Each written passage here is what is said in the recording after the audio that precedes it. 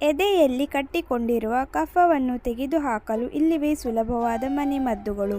ಬದಲಾಗುತ್ತಿರುವ ಈಗಿನ ಕಾಲಘಟ್ಟದಲ್ಲಿ ನೆಗಡಿ ಜ್ವರದ ಸಮಸ್ಯೆ ಕಾಡುವುದು ಸಾಮಾನ್ಯ. ಶೀತ ಮತ್ತು ಕೆಮ್ಮು ಹಾನಿಕಾರಕವಲ್ಲದಿದ್ದರೂ ಕಫವಾಗಿ ಮಾರ್ಪಟ್ಟರೆ ಅದು ಗಂಭೀರ ಕಾಯಿಲೆಯಾಗಿ ಬದಲಾಗಬಹುದು. ಶೀತ, ಜ್ವರ, ವೈರಲ್ ಸೋಂಕು, ಸೈನಸ್ ಮುಂತಾದವು ಸೇರಿದಂತೆ ಕಫದ ಶೇಖರಣೆಗೆ ಹಲವು ಕಾರಣಗಳಿರಬಹುದು. ಹಾಗಾದರೆ ಈ ಕಫವನ್ನು ಎದೆಯಿಂದ ತೆಗೆದುಹಾಕಲು ಅನುಸರಿಸಬೇಕಾದ ಮನೆಮದ್ದುಗಳ ಬಗ್ಗೆ ತಿಳಿಯಲು ಪೂರ್ತಿ ವಿಡಿಯೋ ತಪ್ಪದೇ ನೋಡಿ. ಕರಿಮೆಣಸು. ಕರಿಮೆಣಸಿನ ಅರ್ಧ ಟೀ ಚಮಚ ಪುಡಿಯೊಂದಿಗೆ 1 ಚಮಚ ಜೇನುತುಪ್ಪವನ್ನು ಮಿಶ್ರಣ ಮಾಡಿ. ಆ ಮಿಶ್ರಣವನ್ನು 10 ರಿಂದ 15 ಸೆಕೆಂಡ್ಗಳ ಕಾಲ ಮೈಕ್ರೋವೇವ್ನಲ್ಲಿಡಿ. ನಂತರ ಅದನ್ನು ಕುಡಿಯಿರಿ. ಇದನ್ನು ಕುಡಿದ ತಕ್ಷಣ ನಿಮಗೆ ಪರಿಹಾರ ಸಿಗುತ್ತದೆ. ಕಫವನ್ನು ಸಂಪೂರ್ಣವಾಗಿ ತೊಡೆದುಹಾಕಲು ಮಿಶ್ರಣವನ್ನು 1 ವಾರದವರೆಗೆ ದಿನಕ್ಕೆ 3 ಬಾರಿ ಸೇವಿಸಿ. ಶುಂಠಿ. ಶುಂಠಿಯು ಉರಿಯೂತದ ಗುಣಲಕ್ಷಣಗಳನ್ನು ಹೊಂದಿದ್ದು ಅದು ಮೂಗಿನ ಮಾರ್ಗಗಳನ್ನು ತೆರವುಗೊಳಿಸುತ್ತದೆ.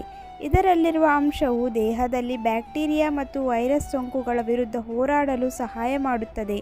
ಗಂಟಲಿನಲ್ಲಿ ಇರುವ ಲೋಳೆ ಅಥವಾ ಕಫವನ್ನು ಕಡಿಮೆ ಮಾಡಲು ನಿಂಬೆ ರಸದೊಂದಿಗೆ ಬೆರೆಸಿದ ಶುಂಠಿಯ ಸಣ್ಣ ತುಂಡುಗಳನ್ನು ತಿನ್ನಿರಿ. ಇದು ನಿಮಗೆ ಪರಿಹಾರವನ್ನು ನೀಡಬಹುದು.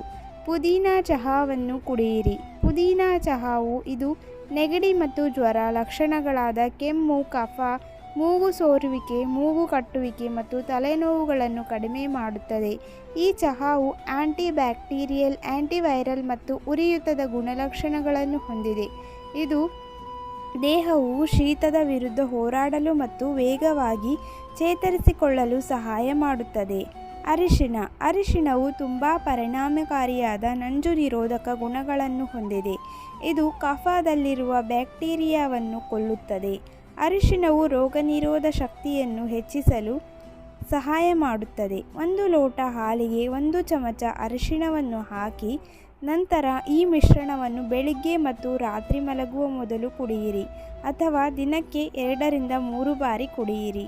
ನನ್ನ ಈ ಮಾಹಿತಿ ನಿಮ್ಮೆಲ್ಲರಿಗೂ ಇಷ್ಟವಾಗಿದ್ದಲ್ಲಿ ವಿಡಿಯೋ ಲೈಕ್ ಮಾಡುವುದನ್ನು ಮರೆಯಬೇಡಿ ಮತ್ತು ನನ್ನ ಚಾನಲ್ಗೆ ಹೊಸಬರಾಗಿದ್ದರೆ ಈಗಲೇ ಸಬ್ಸ್ಕ್ರೈಬ್ ಮಾಡಿಕೊಳ್ಳಿ.